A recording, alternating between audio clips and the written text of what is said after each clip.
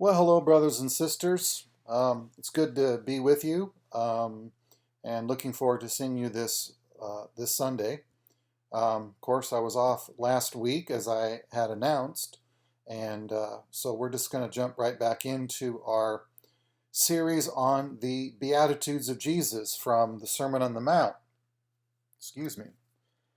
Um, so right now we're looking at the Beatitude where Jesus declares, "Blessed are the pure in heart, for they shall see God." So I'm just going to continue on with the initial observations we had a couple of weeks ago. And since that was a couple of weeks ago, let me just take a few moments to identify the fundamental themes that are happening in this particular beatitude. So, as you can see here, every one of these words, every one of these phrases, because this is the phrase seeing God, but each one of these terms here are highly significant words, themes that are found throughout the Bible. So all four of these are terms that are fundamental to understanding Scripture. We've already reviewed several times already the term blessed, its frequency and its meaning. Blessedness is a happiness, a joy, a satisfaction, a delight within one's soul that is specifically the result of being aware and knowing that one has been the recipient of the goodness of God in their life. So it's possible for people to be tremendously blessed by God and yet not recognize that they're being blessed by God, and thus not have within them the unique sense of happiness and joy that blessing brings, because this only happens when we acknowledge and recognize that God is the source of all that is good. So that's the blessedness that was being referred to. The concept of purity is a fundamental theme in the Bible. The more common theme, which has the same idea, is the theme that we see throughout the Old Testament with clean and unclean. If you read through the book of Leviticus, which gives the various regulations for how the priests are to administer sacrifice and the various services that take place in the temple, there is a profound concern for the what we might call the ritual and ceremonial purity of the temple, the purity of the everything within the vicinity of the temple, the purity of the sacrifice, the purity of the priests, the purity of the worshipers. Purity, purity, purity, or more specifically, clean and unclean. This is a fundamental concept found throughout the scripture. And Jesus puts the focus here on a purity that is a purity of the heart. So, of course, heart is fundamental to understanding human beings. Heart is that unseen dimension of who we are. It's the who that we are. It's the person that we are. And with the heart, we think, we feel, we choose. All the fundamental activities of our lives reside within and come from the heart itself. And Jesus' teachings about almost every matter of ethics and morality and goodness and holiness and virtue all centers in the state of the heart. If the heart is good, then what comes out will be good as well. And then finally, this concept of seeing God, which is a very important and fascinating theme in both Old and New Testament. Seeing God. Now, Jesus therefore says, "Happy are those who have a pure heart, because they will see God." And what this beatitude does is it identifies the blessing. So the source of happiness, the source of joy and delight, is that by means of possessing a pure heart, we are enabled to see God. So Jesus says it is the capacity to see God that produces joy within our hearts. It's what we're made for. And this is a beatitude that has had such a profound impact on my understanding both of myself and how we are to come, how we understand God, and how God deals with and teaches us and helps us to come to know and understand Him. it is almost all tied together to purity of heart. So, with that background laid, let's talk about, first of all, what we're going to call two kinds of seeing. I'm going to focus today simply on the concept of seeing and the different ways that seeing is used in our everyday language and how the different ways that seeing is used in the Bible. This is an important concept to perceive and to recognize, and then, Lord willing, next week, since we're dealing with more of a classroom format here, we're going to take a little more time to get a little more in depth with some things. We'll be looking more specifically at the concept of seeing God and what that involves. So let's begin with two kinds of seeing. And there are two kinds of seeing, and you use this language all the time, and we recognize it, but let's think a little bit about it. So first of all, the most obvious way is seeing the material things around us with our material eyes. I see the bird, I see the tree, I see the car, I see Becky. These are all recognition of by means of the eyes, my body's eyes, my biological eyes, and with the light, if there's enough available light, I am able to perceive and recognize objects out in the world around me. That is the first kind and primary way that we think of seeing. What I want to challenge you with today, and it's not something new, I've mentioned this before, but to recognize there are two ways to see. There's two instruments of seeing, and it's very much analogous to seeing with your eyes. And the Bible helps us to understand this seeing by calling it seeing and likens it to seeing with the eyes. So this is a seeing, letter B here, that is a type of mental or intellectual perception of something. And the something that you are perceiving is something that is immaterial, not made of matter, or spiritual. So notice the idea here. Up here, with our material eyes, we see material things. But with our immaterial eye, hang on, I'll explain it. But with our immaterial eye, we can perceive immaterial or spiritual things. Now, what do we mean by this immaterial eye? Well, what I want to show you is this immaterial eye is precisely your heart. Your heart, among the many things that the heart does, the many powers and abilities our heart has within itself. One of its powers is to see immaterial and spiritual reality. Okay?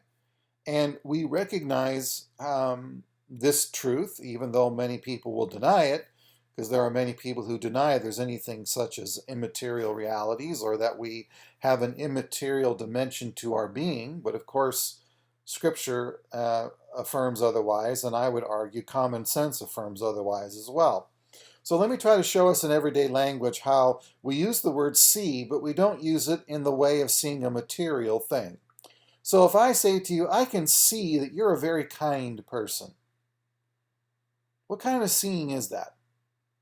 Now, it's true that if I'm engaging with another person, I have to see them with my physical eyes, and I have to observe their behavior and hear what they say and watch what they do. That is true that my physical eyes perceive those things. But my ability to look with my physical eyes at someone's behavior and then say, I see that you're a kind person. That is not a perception with these.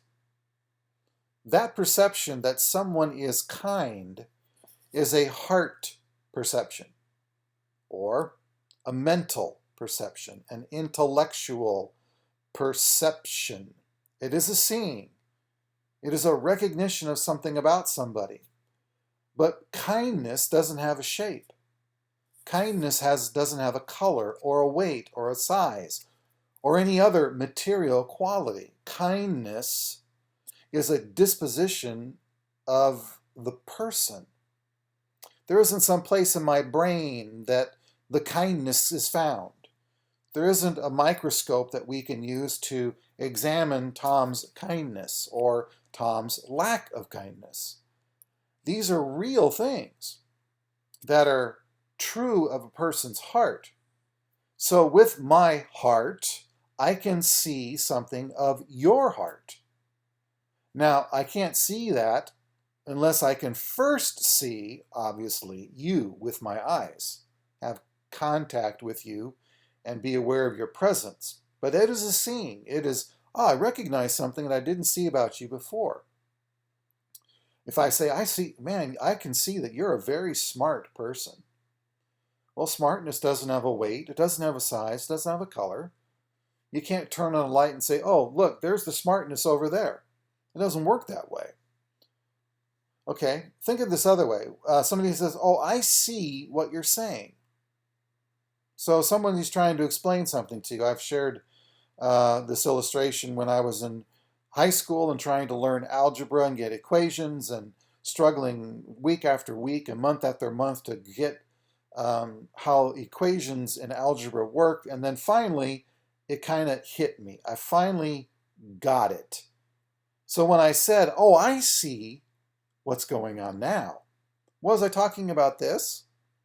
Was there something inside the algebra book that jumped out at me? Was there something on my notes and my numbers? Was there something there that I saw? Like I can see here in my study, I can see my books. Is that what I meant when I said, oh, I see what you're saying when my algebra teacher is trying to show me what the equation is and I see it? No, that's an intellectual perception. It's a spiritual perception. You're seeing something. You're understanding something. But what you're understanding is not a material thing. It's an immaterial thing. It's an intellectual, mental, heart perception, if you will. So our eyes can see what's on the surface, but our hearts can see beyond the surface. I like the analogy of an X-ray. Think of your heart as an X-ray machine. Now, an X-ray can see into your body in a way that your physical eyes can't see into your body. So, there's no way that I can, by looking at my arm like this, see my bones, my tendons, the blood vessels, and the ligaments and other things that compose and make up my arm. But if I were to put my arm under an X-ray machine or have an MRI done on it, all of a sudden I can see what otherwise I could not see. And so your heart is like an X-ray machine. Your heart is a kind of X-ray vision, and it helps you to understand. Think about the word understand. Understand means to get under something, to go beyond the surface and go deeper into something. That's what your heart has the power to do. It can perceive and recognize realities that are not made of matter themselves. And that being the case, it is the heart that enables us, as Jesus says, to see God. So it's important when you think about this seeing God that you recognize what kind of perception are we talking about? What kind of seeing is being involved here? Okay? So in this type of seeing, we use our mind or our reason or our heart to understand the truth of something.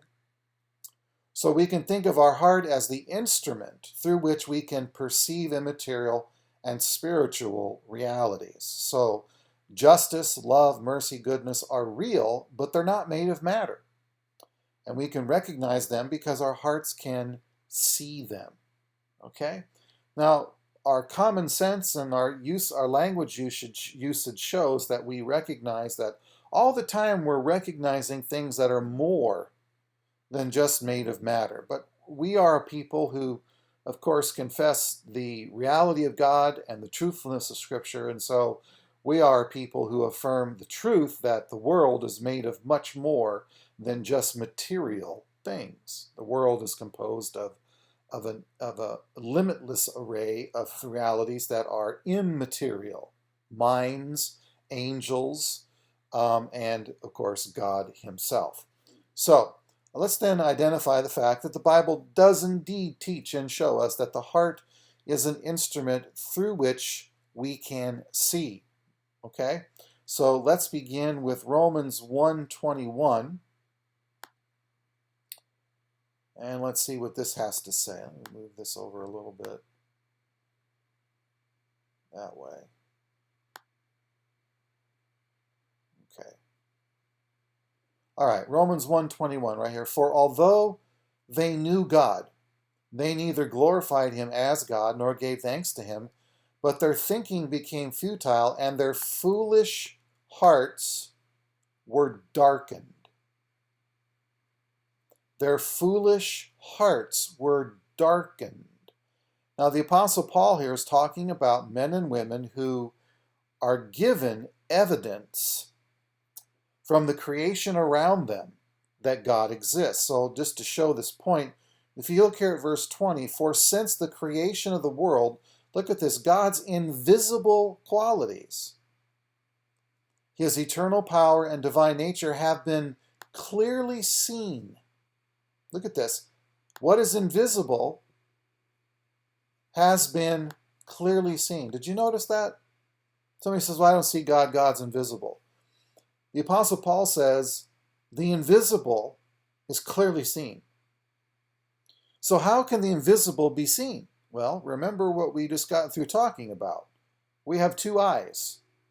We have two kinds of eyes, rather. We have physical eyes and we have an eye, or the eyes of the heart. And God is clearly seen, being understood from what has been made. So with my physical eye, I can look at the creation around me and say, it's designed in order, it's beautiful, it's here, but it doesn't have to be here. And the only thing that can explain it is what? Is God. Well, when I make that conclusion that it is only God that can explain it, that is a recognition that's happening from my heart, from my mind. And I'm seeing what is invisible. But I'm seeing what is invisible by means of the visible.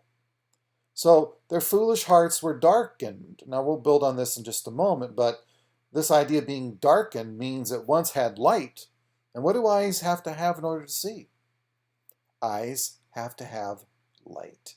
My eyes can be the most powerful eyes imaginable, ever known to mankind in their perceptive abilities. But if there is no light, my eyes are useless. They have no function. They have no power. Eyes can only work when there's light. If my eyes grow defective, diseased, deformed, damaged, whatever the factors may be, then even though the most beautiful light in the world surrounds me, I won't be able to see as I once did. So again, the scripture is showing us the heart is an instrument that we see by. Let's look at 2 Corinthians 4 and verse 6. Okay? 2 Corinthians 4 and verse 6. For God, who said, let light shine out of darkness, made his light shine in our hearts.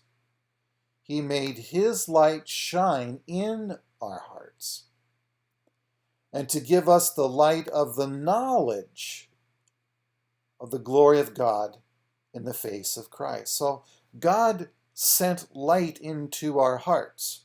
So if light comes in through my eye, then my eye can what? My eye now can look out and see. And God made his light to shine out of darkness, alluding back to the creation account, but using that as a way to illustrate a deeper sense of seeing. God made his light shine in our hearts. Why?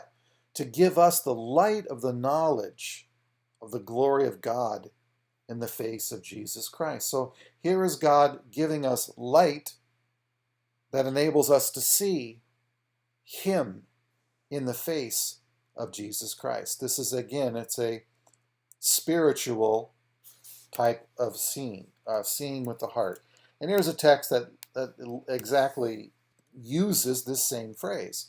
Look at Ephesians 1 and verse 18. I pray also that the eyes of your heart. There we go. The eyes of your heart. Blessed are the pure in heart, for they will see God. Here the Apostle Paul affirms your eyes. Try that again. The Apostle Paul affirms your heart has eyes. You see with your heart. I pray that the eyes of your heart may be enlightened. So means that they'll be given light. If I'm in my study here and I have just a little candle burning in an all dark room, there's some light. But I'm not seeing everything the way that it could be seen, right? There's other things going on, other objects in my office here, that a small little candle sitting on the floor, for example, is not going to do much work in helping me to, let's say I want to read a book. Now, if I have a small little candle there, it's going to be kind of difficult for me to read a book. If I take my glasses off, it'll be impossible for me to read that book. But if there's more and more light given, if instead of the candle we turn on my ceiling light or the light that's right behind me on my chair here, all of a sudden I'm being enlightened. And now I'm beginning to see and give an opportunity to know some things that I didn't know before. And Paul is praying that we might be enlightened, given knowledge. That's what it means to be enlightened in your heart, is to be given knowledge and understanding and wisdom, so that by means of that light, we will come to know and love God more and more. Blessed are the pure in heart, again, for they will see God. So the whole business for Jesus, front and center, is always, what is the condition of your heart? Where's your heart at? What's the state of your heart? Is it filled with virtue? Is it filled with vice? Is it filled with the Spirit? Is it ruled by the Spirit? Is it ruled by the flesh? So these ideas permeate the teaching of the New Testament. Okay? So let me, if I could, let me just conclude then by making some general observations based upon this theme of understand. I'm trying to just in this class to help us to see that there is a way of perception that goes beyond seeing with the eyes, that it is a spiritual, immaterial perception that happens with the heart. And once we see that kind of concept and idea, it helps to, for me, I hope it will for you, helps to shed a lot of light on the meaning and the significance of the concept of seeing God. So I just want to make these observations. Number one, let's notice the analogy between the eyes of the body and the eyes of the heart. In order, the analogy is very helpful, right? So you have bodily eyes, okay? And your bodily eyes need to be healthy, and they must have a source of light in order to see. So, bodily eyes need to be in healthy, good condition. Bodily eyes need light, and with that light, they are able to see. If those eyes are not A, in good condition, and B, given light, then those eyes can't see. So again, my bodily eye can be in 100% perfect condition, but if I'm in a pitch dark room, my eyes have no powers. Their powers are not possible. My eyes can only do what they're designed to do with having light. And in the same way, the eyes of the heart, guess what? They need to be pure. Pure means what? All that is not supposed to be there is removed from it. Pure means good. Pure means healthy. If you're healthy in your body, nothing is detracting or obscuring or hindering the proper growth and development and function of your body. So the eyes of your heart need to be pure, but also the eyes of the heart need light. Just like your physical eyes need light, the eyes of the heart need light. And the light that the eyes of the heart need is knowledge. Ignorance is a darkness. Ignorance is a darkness. Okay? When you don't know, you're not seeing and you're not understanding. Okay? It's a very important theme in the Bible. What's key to us to understand, we're talking about the things of God, is we must have the light of truth that comes from God. So the eyes of the heart need to be pure, and they need the light of truth that comes from God. Why is it that some people can read the Bible and go, this doesn't make any sense to me, or this is the stupidest thing I've ever seen, and they have no sense of appreciation for the wonder and the glory, the eternal, infinite glory of our God. And yet there's another person who can read the Bible and be filled with awe and tears and brought to their knees in gratitude before the Creator of the universe. What's the difference between those two people? It's the state of their heart. It's always the state of the heart that spells the difference. The heart's ability to see the things of God depends upon the condition of the heart. Is the heart good or pure? Then it can see. Is the heart bad? Then it can't see. And what Jesus is telling us is the ultimate thing that our heart was made to see is God Himself. And we need to take that, I don't want to say literally, because we need to begin to bring clarity to the meaning of what it means to see God. There is one sense in which you can say you can't see God. Paul said God was invisible. We saw that in Romans 1. But there is another sense in which you can see God. And there is also the third sense in which we live in the hope of seeing God in the future. Number three, hearts that turn from God and the good become darkened and are blind. So, if you will, what sin is that God gives you a good heart to begin with. He gives you some measure of light to help you to have knowledge and understanding of Him. And then you, being in a room that has light with good eyes, you turn away, you leave the room, you close the door behind you, and walk into a dark cave. And you say, I can figure this out on my own. I know where I'm going. I can do this myself.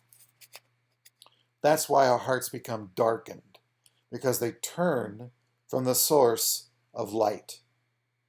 God is light. Turn away from the source of the light. Your heart is darkened. You cannot perceive or recognize the things of God. I used to be very troubled earlier in my life about the depth to which so many of my fellow American citizens are incapable of recognizing how many things they believe in and approve of, and that our culture approves of, are morally evil and wrong. Would be so flummoxed. Why can't you understand? There's that word. Why can't you see that that's not right? And I came to realize that the reason why they don't understand that's not right, the why they can't see why it's a moral evil, is because they're blind. Now, it is a self-imposed blindness, absolutely. It is an inexcusable blindness. It is a blindness they are culpable for. But they don't see. They are not capable of recognizing that abortion is evil. They don't recognize it. They're blind. They can't recognize and they can't see. And that's why, for so oftentimes, no matter how much persuasion and sound reasoning that you use to show someone the utter evil of, say, abortion, and the utter foolishness of the arguments to justify abortion, it doesn't faze anybody because they don't see. Okay? I mean, if somebody tells you there's an airplane that's hurtling towards your house and you better get out of your house, and you step outside and you say, well, I don't see anything, you're not going to take that seriously. You won't take that seriously. You'll say, well, you're out of your mind. You don't know what you're talking about. And so many people in the world today are blind. All right, next, number 4, the greater the purity of the heart, that is, the more it's free from sin's rule and power, the greater is its ability to see God. Do you want to understand more about who God is? Do you want to come to terms with His love and grace and power and goodness and will for your life? then understand that there is a very strong correlation between the purity of your heart and your ability to recognize God. Lust, greed, all the fundamental works of the flesh that are identified by Scripture, these things, when they consume the heart, they make us incapable of perceiving with our heart the truth that God would have us to know. It blinds us. We're not able to see. And then finally, when we turn to Christ in response to the gospel, our hearts are cleansed and enabled to see the truth as we abide in the truth and in his love and in his truth. So that's the good news of the gospel. The gospel becomes light, and if we're willing to turn to that light and see, then our hearts become transformed, they become cleansed, they become made new. Okay? And then discipleship and following Jesus is the ongoing challenge of persevering by faith, hope, and love, with the aim that our hearts may be continually purified of sin and strengthened and fortified with godly virtue. All right. I'm trying to keep these classes on YouTube to a half-hour limit, and I've reached my limit. I hope this has been a helpful step towards gaining deeper understanding about the meaning of our seeing of God, and we will look into that topic, Lord willing, next time we meet. Thank you. Grace and peace to all of you, and look forward to seeing you on Lord's Day morning. Thank you.